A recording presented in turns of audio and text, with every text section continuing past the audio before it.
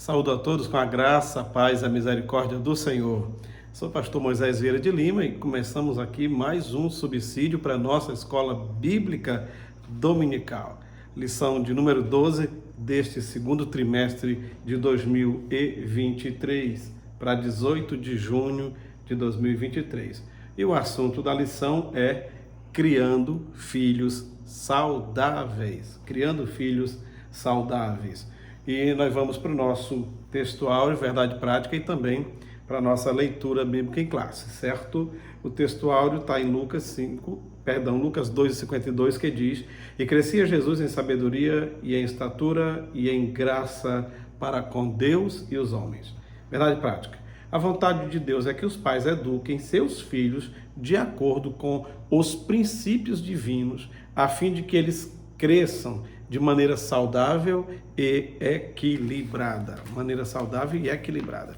A leitura bíblica em classe está em Lucas 2:40 e 42 a 52. Diz assim: O menino crescia e se fortalecia em espírito, cheio de sabedoria, e a graça de Deus estava sobre ele.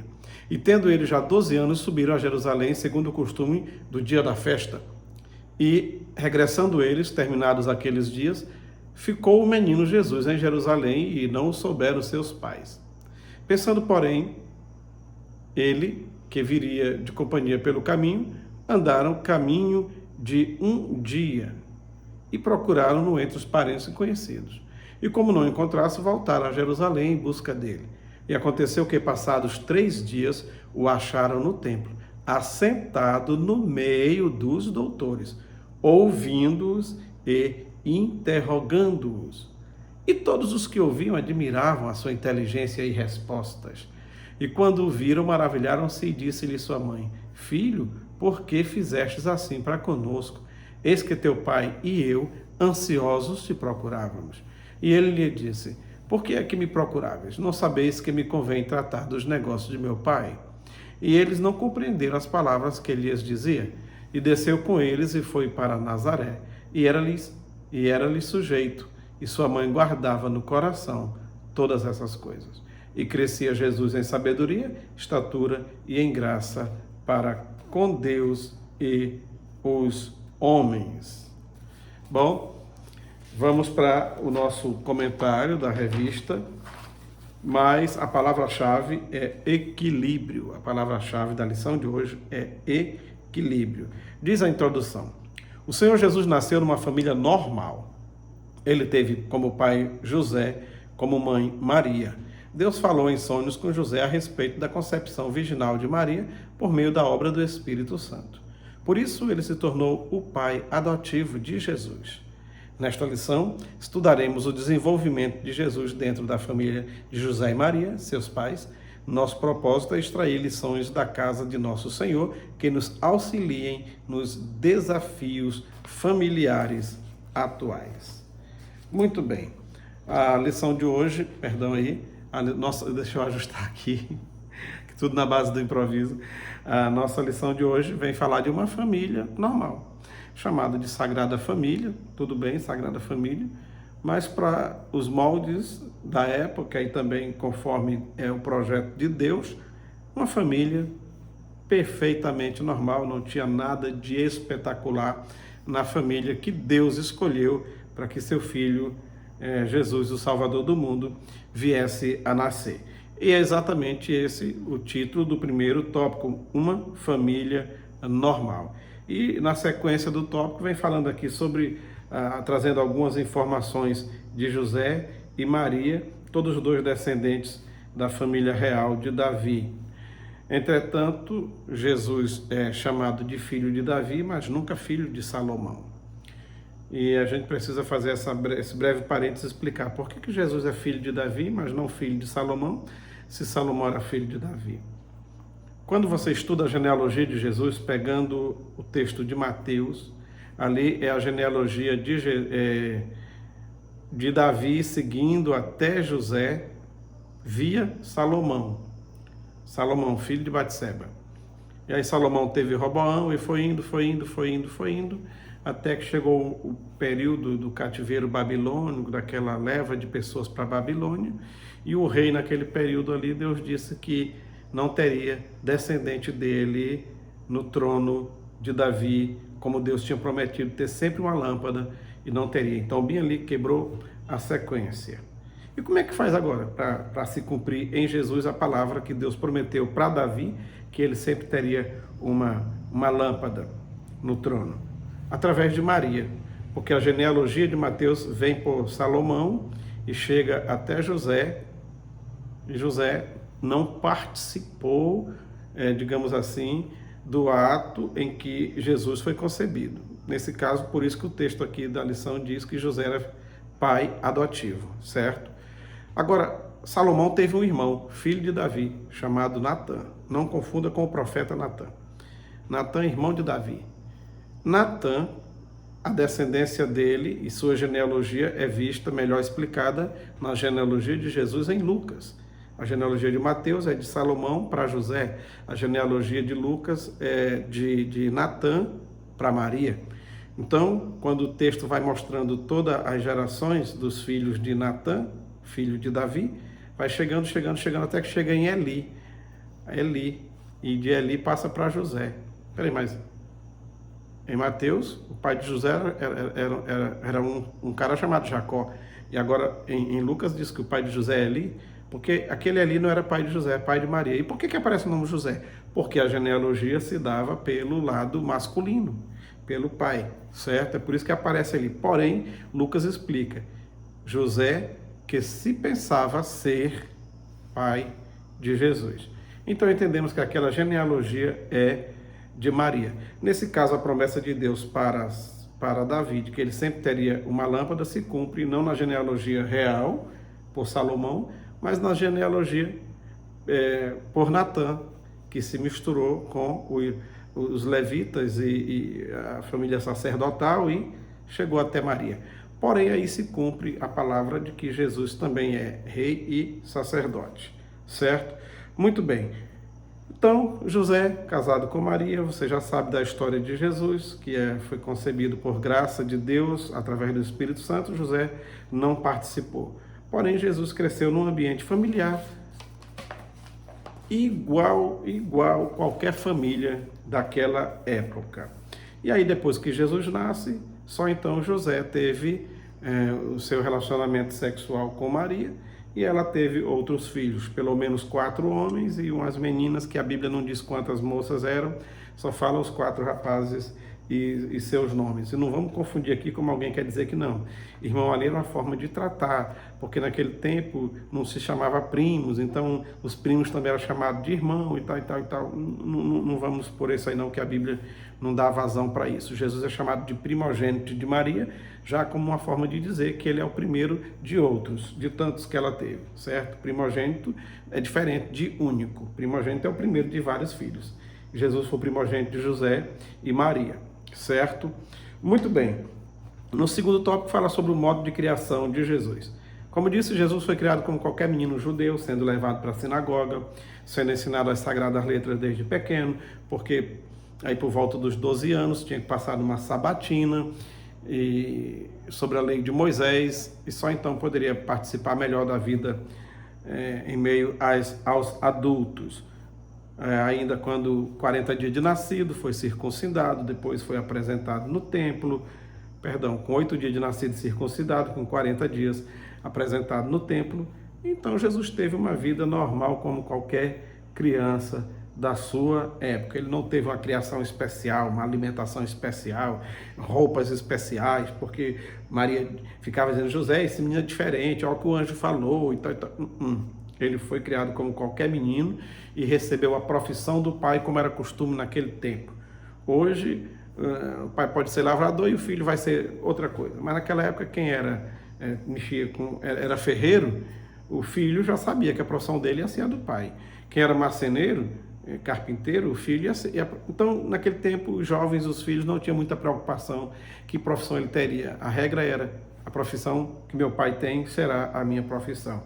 E Jesus também se tornou carpinteiro. Sobre o seu período de adolescência, dos 12 anos até os 30, a Bíblia não entra nesses detalhes, porque Não que não fosse importante, mas o que a Bíblia quer mostrar é tudo aquilo que aconteceu de forma milagrosa na vida de Jesus, desde seu nascimento, a sua consagração, a sua fugida para o Egito, a sua fuga para o Egito e tudo mais. E esse período aí, dos 12 aos 30, esses 18 anos, quando José falece e tudo, a Bíblia não entra nesses detalhes, porque agora já vem mostrar ele agindo como Messias, como Senhor, como Rabi, como mestre, ensinador da palavra, pregador do reino de Deus. E essa é a história que interessa para você e para mim, para a gente conhecer a verdade da salvação.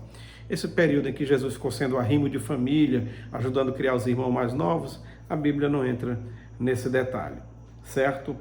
Bom, então, Jesus fez o Bar Mitzvah, provando conhecer a lei de Moisés e tudo mais, e obedecê-la, como todo o menino judeu que vive na prática do judaísmo faz. E aí, quando foram para a festa em Jerusalém, chegando lá, o menino estava exatamente na idade que estava tudo fresquinho na sua memória. Tem gente que prega dizendo que Jesus foi encontrado ensinando os doutores. Não, senhor.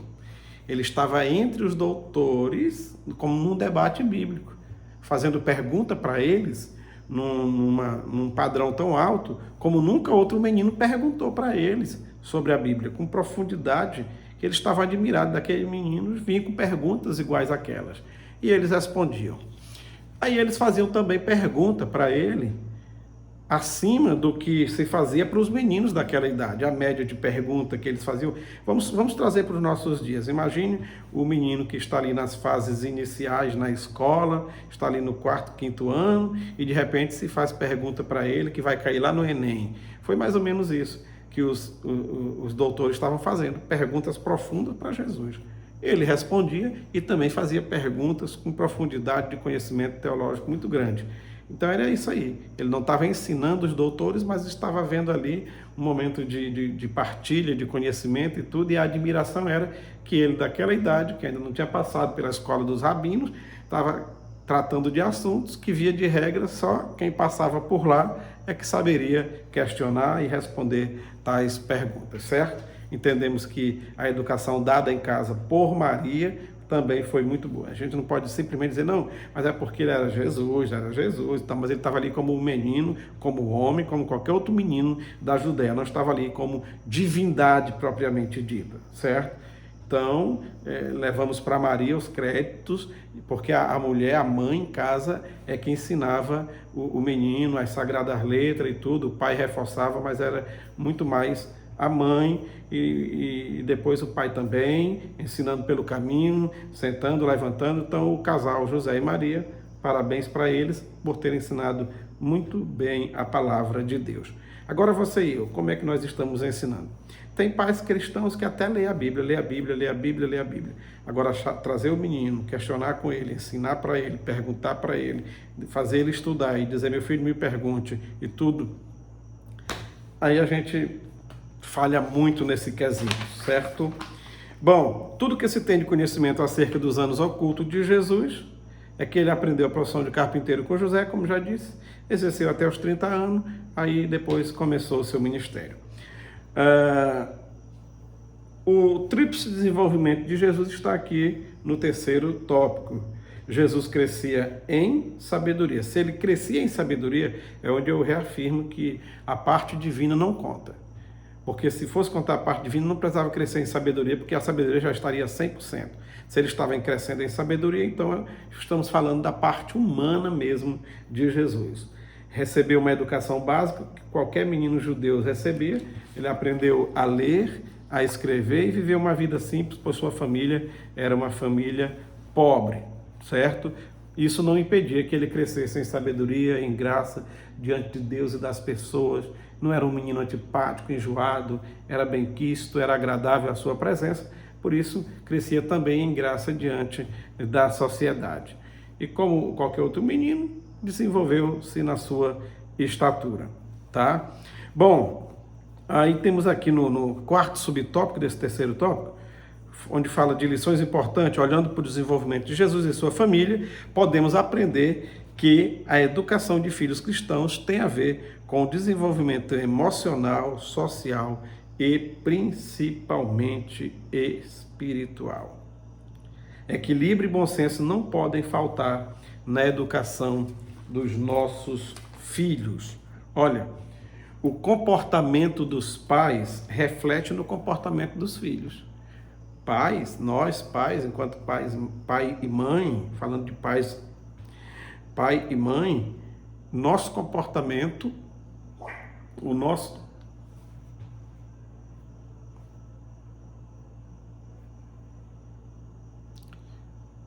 voltando aqui, perdão. O nosso comportamento é como um espelho que os nossos filhos olham e vai refletir nele o nosso comportamento. Não podemos esquecer disso. O tempo todo os meninos estão de olho na gente, o jeito que a gente come, o jeito que a gente se veste, o jeito que a gente conversa com o vizinho, o jeito que a gente negocia, caladinho, eles estão observando e assimilando e recebendo. Então, pais desequilibrados também formarão filhos desequilibrados. Entendeu? Pais desequilibrados emocionalmente, financeiramente, desequilibrados, como se diz no linguajar popular, que perdem as estribeiras por tudo enquanto, a tendência é que os filhos copiem essa maneira de ser. Então, seja o melhor exemplo que seu filho pode ter. O melhor exemplo de tudo. Melhor exemplo. Não tem esse negócio de faço o que eu mando e não faço o que eu faço. Eles vão fazer o que a gente faz. Não tem jeito. E tem mais uma coisa.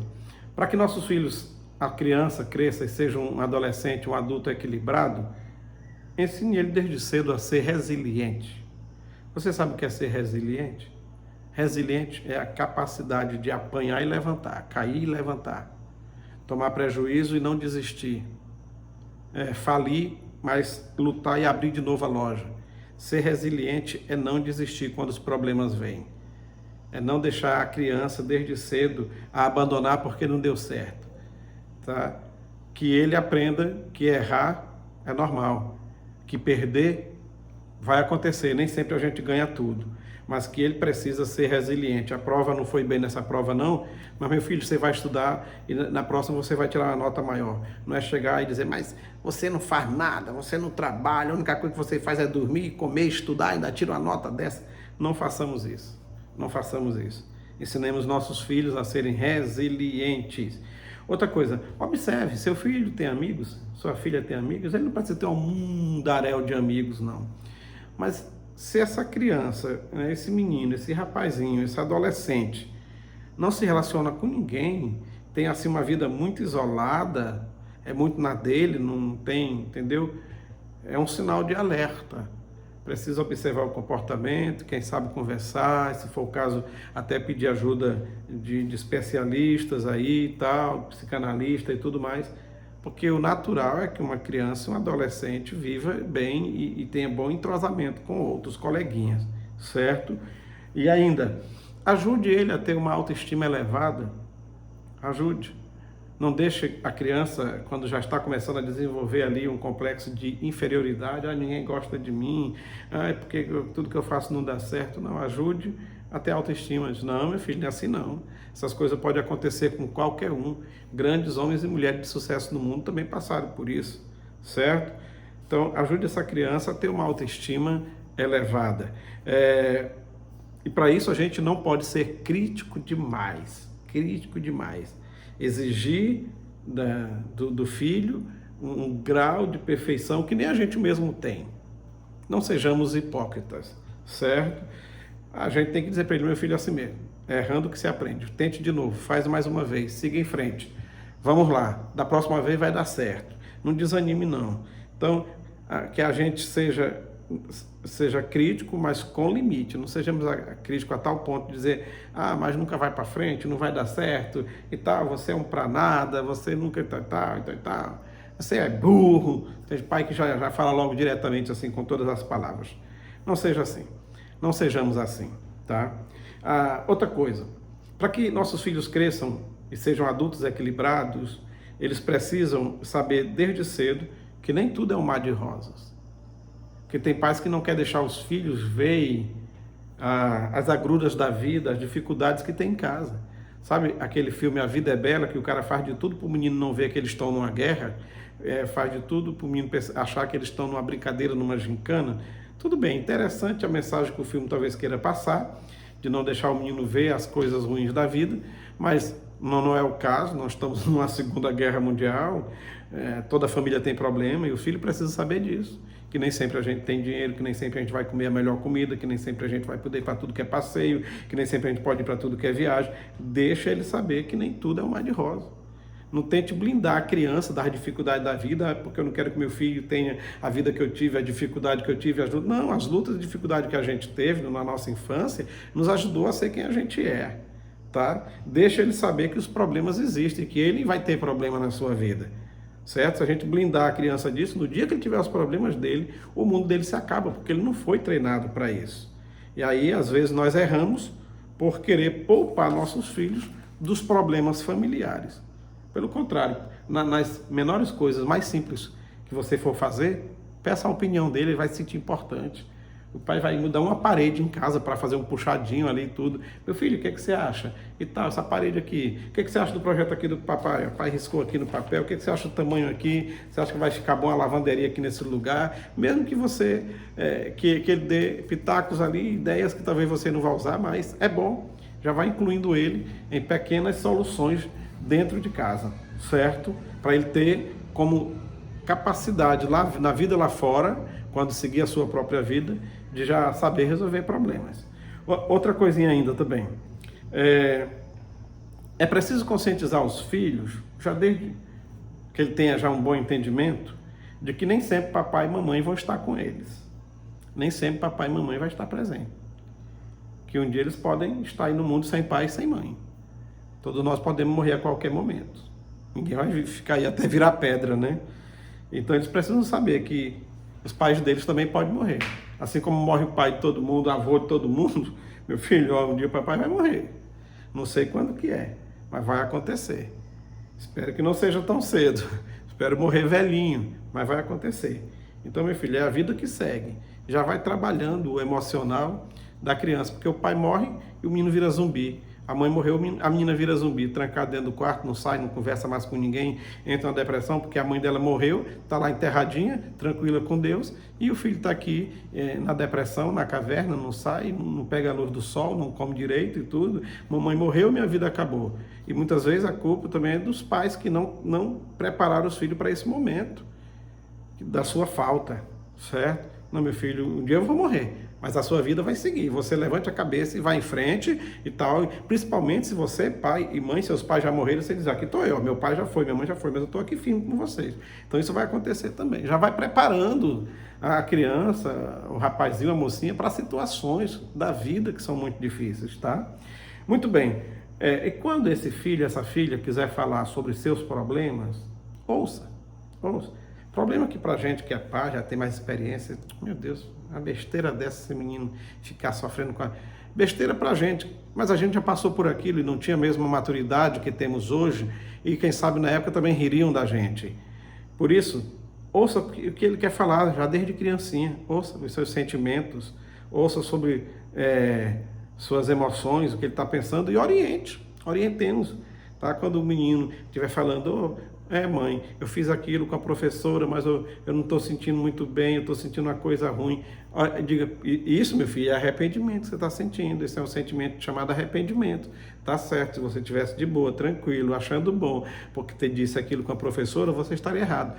Por isso, parabéns por você estar sentindo isso aí. Isso é um arrependimento do erro que você fez. Amanhã, peça perdão para a professora de novo, dê um abraço nela e diz que a ama. Pronto, oriente a criança, ele já vai aprender um pouquinho sobre sentimento de arrependimento, tá? Aí, quando ele estiver triste, chama para conversar, explica, isso que você está sentindo é tristeza, mas a tristeza não é para sempre não, vai chegar um momento bom, Jesus vai trazer alegria no seu coraçãozinho e você vai seguir sua vida. Então, quando tiver medo, quando acordar de madrugada, para todas as situações, a gente pode ir ensinando o filho sobre os sentimentos, certo? Então, conversemos, ouçamos as crianças, pergunte mais de uma vez, porque criança não sabe abstrair, tudo para eles é de forma direta e concreta, certo? Se você disser para a criança, fulano tem duas caras, ele vai imaginar uma cara na frente e outra cara atrás, dois rostos, entendeu? Ele não vai entender, sabe abstrair o que é ter duas caras, tá certo? Se você disser assim para a criança que a vida é amarga, ele pode lembrar de café sem açúcar nesse momento e não dos problemas da vida.